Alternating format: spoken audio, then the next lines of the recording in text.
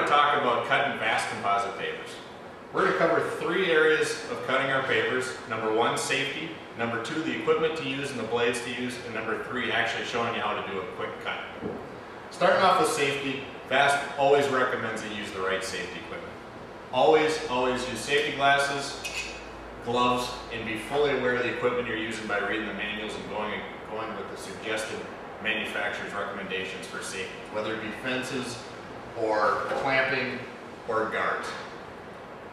Next, we're going to talk about the equipment. To cut VAST composite pavers, we suggest using a 10-inch or 12-inch miter saw, one that can hold either one of the size blades, but make sure it can at least hold a 10-inch, and then using a specific kind of blade. The blade requirements are key to making a good cut. Some of the aspects you want to look for is you want as few number of teeth as possible. We suggest 24 tooth blades. We also suggest using a 10-inch as opposed to a 12-inch or a 7.5-inch blade because it's the optimal size for actually cutting all the way through a paver, getting through the full depth, but also not so large that the tip speed gets so fast that you start burning the material. So 24 tooth, 10-inch diameter. In addition to that, there's some other features in blades on the market today that help assist the cut and the longevity of your blade. One of them, and a good example, is a blade offered by Freud called the Diablo. This particular blade is a 24 tooth, 10-inch diameter, but it also has something called a non-stick coating, or a perma-shield is the code name they use for their blade.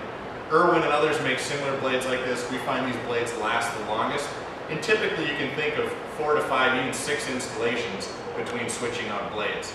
This blade, as you can see, has been run many times. It's actually the wrong size blade. It's a larger diameter, 12-inch diameter, and it's got 32 teeth, so more teeth than we'd prefer, and actually a larger diameter, so you're getting a higher tip speed.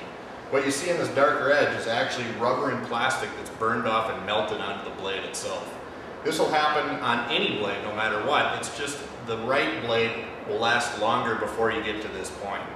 When you do get to this point, we suggest cleaning it with a brake cleaner and just a soft rag, and this black rubber will actually come right off the blade, and you can keep using the blade, and of course always do that with the blade off of the saw.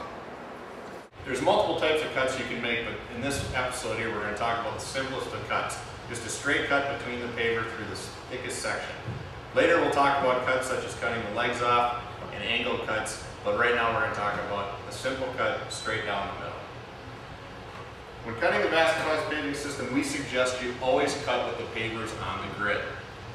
Doing so gives you a lot of stability in the system, and it lines the paver true with the blade. So if we're doing a 90-degree cut, everything is lined up perfectly.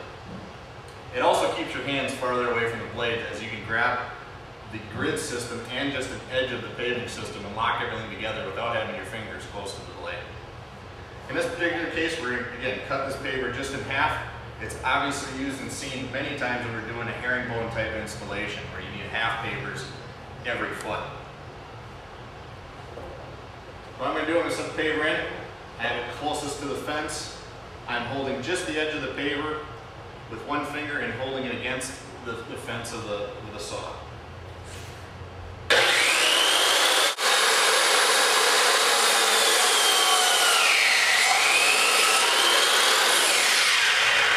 What you'll see, and you know that it's a good cut, is you didn't see any smoke or smell anything. Obviously you can't see it in the video, but you don't see any smoke. When you see smoke, the blade is binding on the paver itself, and you'll actually see plastic actually melted across the face of the paver. This natural black porous look is what you should see. That means you're getting big chunks of rubber and plastic that are coming out. You see it was one fluid cut.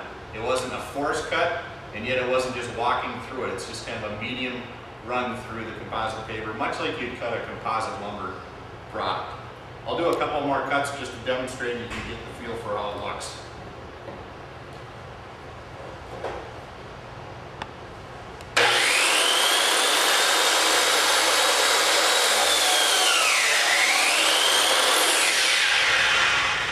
If I was cutting this too slowly or with a low-end blade, you'd actually see a buildup of rubber and plastic on the side of the blade, much like you see here.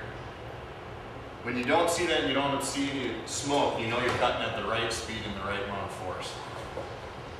Do one more cut.